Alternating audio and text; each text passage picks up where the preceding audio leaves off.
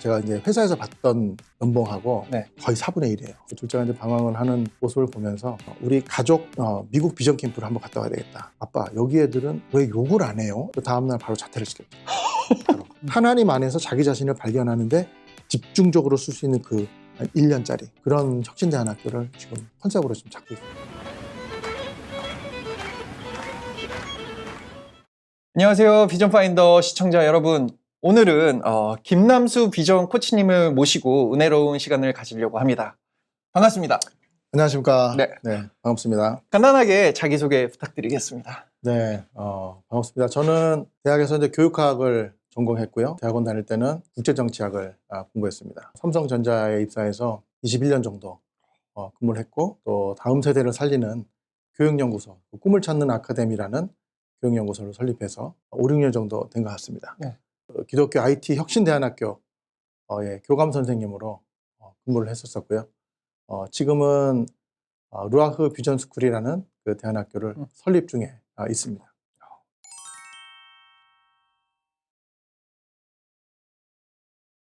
진짜 하나님이 이곳에서 아이들이 그 하나님 주신 그 꿈을 갖고 발견하고 이 막 입시에 막 시달리고 학원에 시달리고 이런 공격 속에서 진짜 숨 쉴 수 있는 기독 대안학교를 해야 되겠다 생각으로 이제 루아흐 비전스쿨이라는 그런 학교 설립을 지금 준비하고 있습니다. 루아흐는 히브리어인데요. 네. 예, 하나님의 그 생기, 호흡 이런 뜻입니다. 그러니까 생기를 그 하나님이 이제 흙으로 사람을 만드시고 네. 그 코에다가 생기를 넣어주신다 그러잖아요.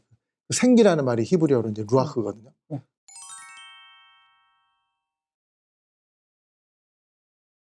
삼성전자를 이제 21년을 다녔었는데 이제 그렇게 다니다가 갑자기 이 전자회사에서 교육계로 이렇게 바꾸는 게 쉽지는 않은 부분이기는 했죠.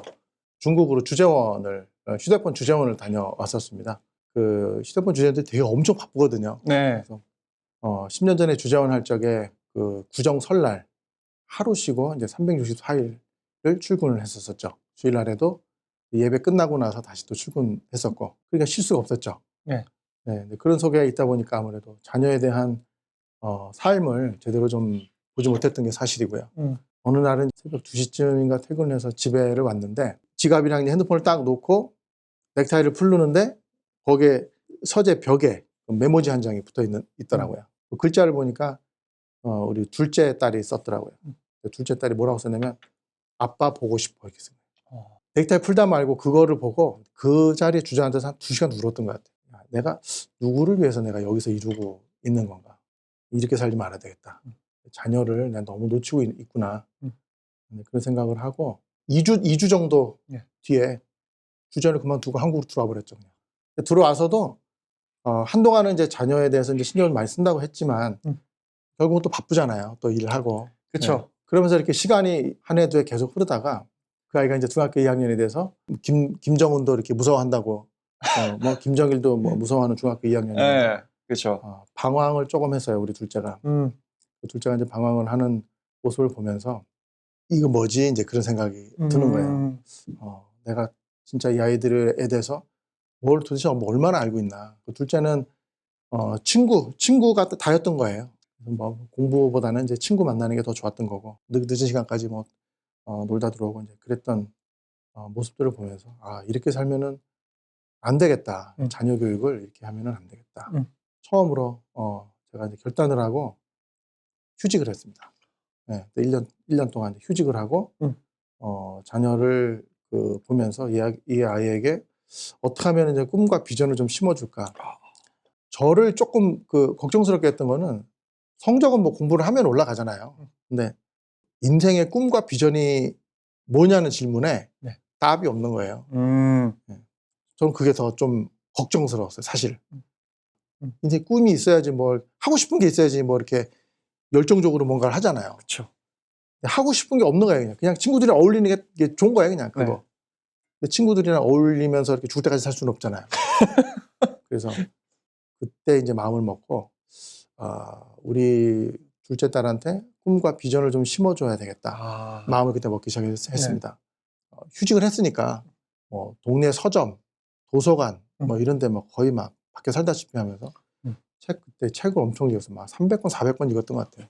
청소년 관련된 거, 뭐 청년 관련된 거, 네. 그다음에 10대 뭐 아이들에 관련된 책들을 그때 마음 먹기를 이 아이들에게 우리 아이에게 혹은 아이 친구들에게 좀 꿈과 비전을 좀 심어주는 좀 체계적으로 심어줄 수 있는 거를 해야 되겠다 싶어서 교육연구소를 설립을 했죠.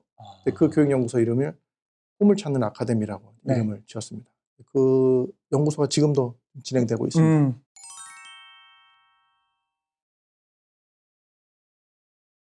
둘째 딸한테 친구 세상이 세상이 전부가 아니다라는 것을 보여주고 싶었어요. 네. 그래갖고 뭘 기획을 했냐면 기획을 했어요. 기획을 했죠. 우리 가족 미국 비전 캠프를 한번 갔다 와야 되겠다. 그런 생각을 한 거죠.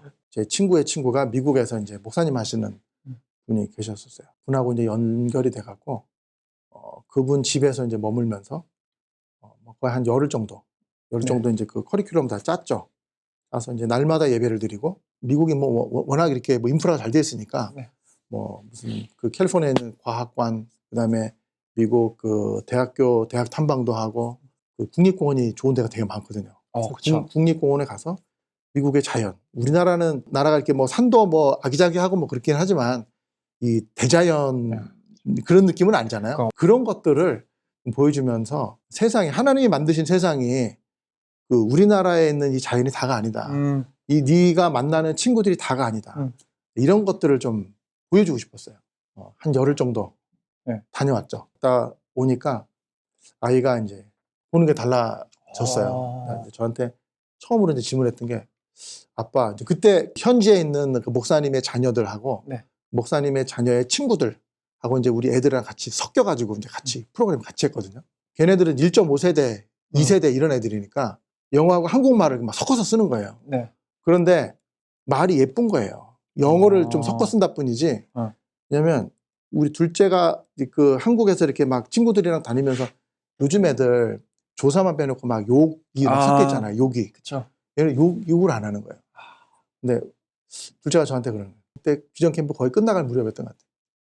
아빠, 여기 애들은 왜 욕을 안 해요? 이러는 거예요. 오, 너도 네가 그런 게 보여줬구나. 그래, 하나님 만드신 말은 이렇게 예쁘게 해야 되는 건데 네가 지금 한국에 있는 친구들이 분위기가 지금 뭐 다 이렇게 욕을 섞어가면서 쓰는 분위기라면 그건 잘못된 거지.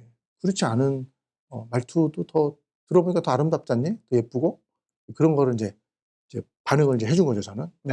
미국의 고속도로 들어가면 다는 아니지만 어떤 데는 이렇게 두 줄로 가다가 여기에 이렇게 뭐 그 양보 이렇게 돼 있어가지고 하나 가고 이렇게 돼 있어요.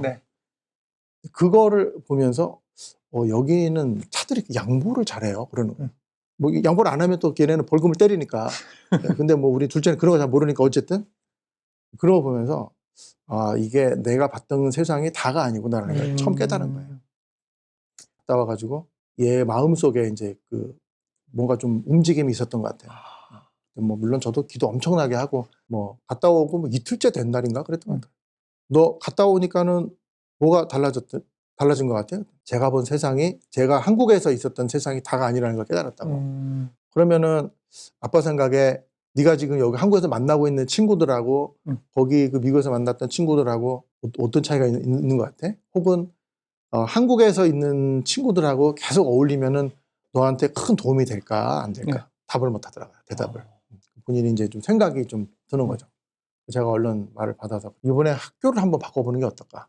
그때 공교육 중학교를 다닐 때였거든요. 그랬더니 고개를 끄덕끄덕 하더라고. 아니, 그 여행 갔다 와서 이틀 만에. 그렇죠. 근데 그 열흘이 자기한테는 나름 충격이었던 거예요. 열흘이. 날마다 예배드리고 그랬었거든요. 고개를 끄덕끄덕 했으니까 그 다음날 바로 자퇴를 시켰죠. 바로.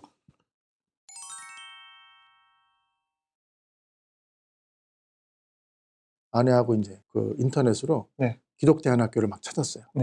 그때 이제 우리 둘째가 이제 친구들이랑 노는 것도 노는 거였지만 휴대폰이 약간 좀 중독성 있게 맨날 썼던 그래서 찾았던 것이 기독대안학교 중에서도 기숙사대안학교. 우리 집에서 별로 멀지 않은 제가 지금 용인에 살고 있는데 용인 처인구에 있는 조그만 교회에서 하는 기독대안학교를 찾았어요. 그래서 저는 이제 거기를 보낼 때 딱 두 가지 이유였죠. 하나는 기독교 교육을 시킨다. 두 번째, 휴대폰 사용을 안 하고 네. 건전하게 친구들이랑 놀 수 있는 환경이다. 저는 뭐 이제 공부를 잘하고 못하고 이런 요구는 전혀 하지 않았어요. 그거 뭐 원하지도 않았고. 제일 중요한 그 어떤 기독교 신앙 안에서 그 바탕이 좀 먼저 채워져야 다른 부분들이 채워진다고 생각을 했기 때문에.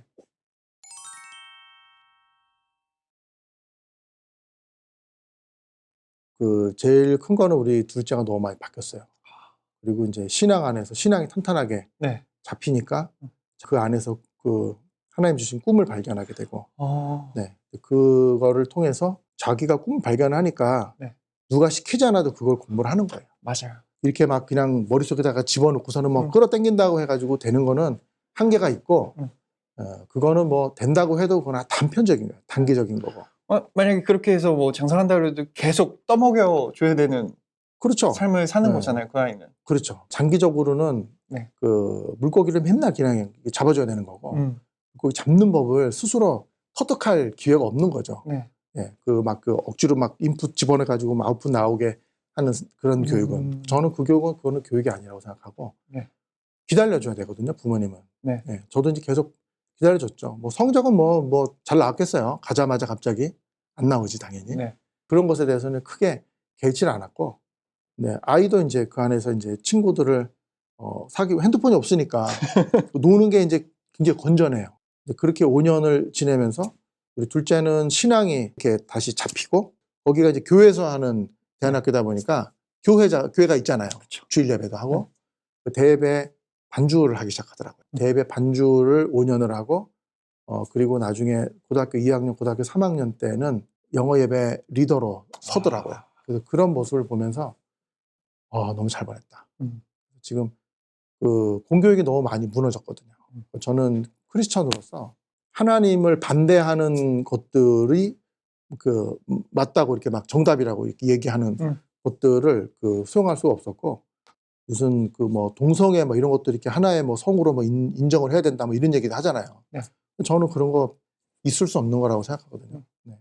하나님의 그 룰을 완전히 다 깨는 거기 때문에, 가정을 깨는 거니까 저는 그 부분을 동의할 수 없었기 때문에 이렇게 빼길 정말 잘했다. 예, 그 대안학교를 뺀 거 정말 잘했다고 생각을 하고, 그리고 이제 그 열매들을 이제 보게 된 거죠.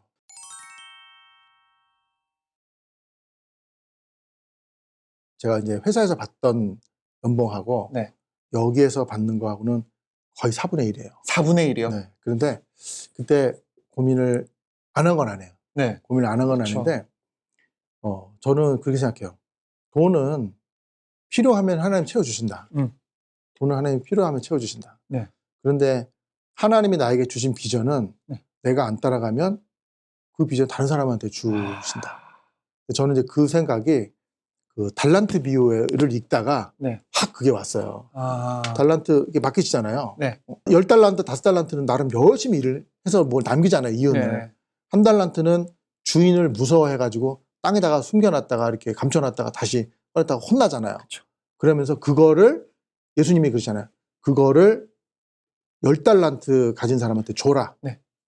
저는 그 생각이 탁 퍼뜩 들더라고요. 돈은 나중에 필요하면 하나님이 생각지도 않게 채워줄 수 있지만, 나한테 맡겨주신 비전은, 꿈과 비전은 내가 그걸 액션을 하지 않으면 뺏어가지고 그냥 너 하기 싫은가 보네. 다른 사람한테 주실 것 같은 거예요. 그러면 나는 삶의 목적이 뭐지? 나는 내가 왜 살지? 난 그냥 회사에서 돈 벌고 이렇게 이러다가 그 하나님 나라 가려고 태어났나? 이런 생각이 퍼뜩 드는 거예요. 네. 그래서 아내한테 이제 얘기를 했죠. 아내한테 좀 미안했지만 한참 얘기를 했고, 설득을 하는 시간은 좀 걸리긴 했지만, 최종적으로는 아내가 동의를 해줬어요. 그래서 이제 간 거죠. 네.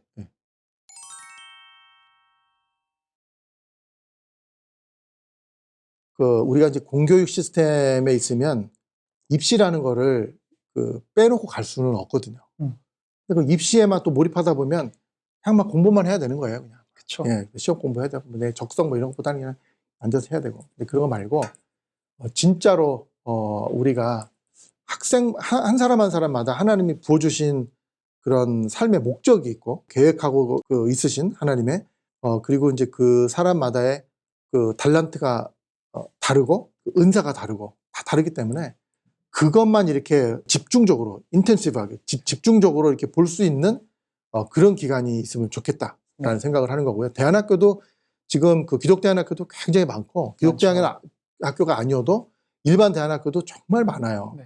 어디 그냥 자연 속에서 이렇게 막 노는 그냥 그런 대안학교가 있는 반면에 뭐 그냥 뭐 IT 뭐 이런 거 막 가르치는 그런 대안학교도 있고 뭐 미국 대학교만 이렇게 보내는 뭐 국제 대안학교도 굉장히 많은데 근데 사실 그 입시라는 게 들어가면 사실 네. 이 대안학교나 저 대안학교나 공교육보다는 훨씬 낫지만 네. 역시 또 어려움들이 많이 있어요.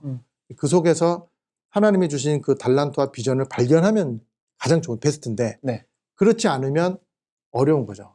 그래서 저는 이제 1년만 딱 떼어가지고 네. 예, 그 컨셉은 이제 갭 이어를 하는 거예요. 네. 1년짜리 갭 이어를 하는 그런 대안학교를 지금 하려고 하는 거고요.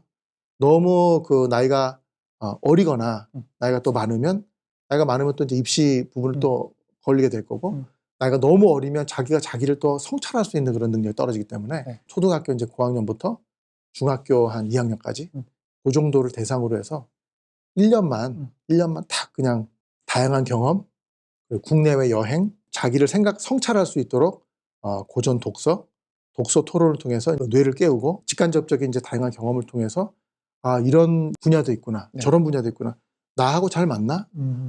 이런 직업도 있구나, 나하고 잘 맞나? 이런 뭐 창업, 창직, 뭐 취업 여러 가지가 다 있겠죠. 대학교 다 포괄해가지고 그런 것들을 자기 자신을 발견하고 하나님 안에서 자기 자신을 발견하는데 집중적으로 쓸 수 있는 그 한 1년짜리 네. 그런 혁신대안학교를 지금 컨셉으로 좀 잡고 있습니다.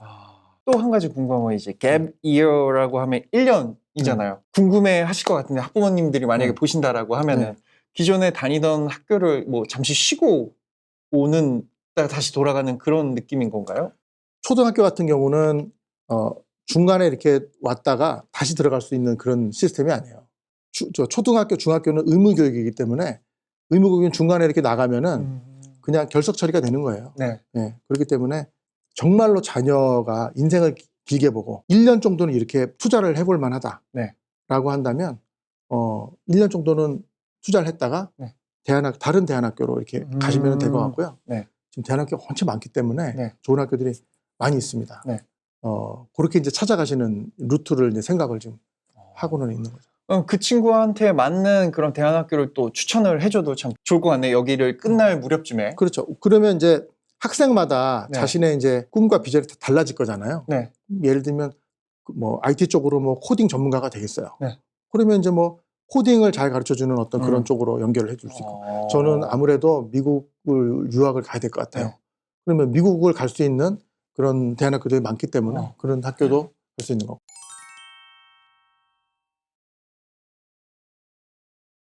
책을 쓰고 있습니다. 네. 쓰고 있는 책은 가제목이긴 하지만 아마 제목이 바뀔지 안 바뀔지는 잘 모르겠어요. 너의 꿈 절대 포기하지 마. 이 제목이에요. 이 제목으로 제 자녀들을 이제 키우면서 깨닫고 이제 했던 것들. 네. 그리고 이렇게 하면은 자녀가 하나님의 그 꿈과 비전을 더 잘 발견할 수 있겠다라는 것들을 이제 많이 녹였고요. 그 내용에다가 3분기 내에는 아마 좀 출간이 되지 않겠나 하는 생각이고 이제 또 하나는 이제 그 루아흐 비전 스쿨이라는 기독대안학교를 지금 설립을 좀 준비를 하고 있습니다. 아까 말씀드린 것처럼 이 갭이어 컨셉으로 하나님이 주신 꿈과 비전을 발견하는 그것을 도와주는 아주 그냥 몰입해서 도와주는 그런 다양한 경험, 국내외 여행과 비전 캠프, 독서 토론을 통해서 뇌를 깨우고 융합 수업을 통해서 연계시키고 그런 비전 스쿨을 설립하고 있습니다. 누구든지 이제 보시는 시청자분께서도 이제 뭐 같이 크리스찬이시라면 이제 기도 많이 좀 부탁드리고 혹시 뭐 저하고 이렇게 연결시켜주고 싶으신 분이 생기시면 연결해 주셔도 좋겠습니다. 네, 땅도 좋고 뭐 건물도 좋고 아무것도 없기 때문에. 네, 제가 그 비전 코치님의 그 인스타그램 주소를 남겨둘 테니까요. 뭐 생각이 있으신 분들, 좀 얘기하고 싶다 하시는 분들 언제든 DM을 날려도 괜찮나요? 네, 뭐 인스타그램 쪽 보다는 이제 뭐 꿈을 찾는 아카데미 밴드, 네, 그거를 제가 주소를 한번 드릴게요. 네, 네. 알겠습니다. 감사합니다. 앞으로도 하시는 모든 길 가운데 하나님의 역사를 보면서 물론 험난한 길도 있겠지만 마음만은 꽃길을 계속 걸으시길 바라겠습니다. 감사합니다. 네, 오늘 수고 많으셨습니다. 네, 감사합니다. 네.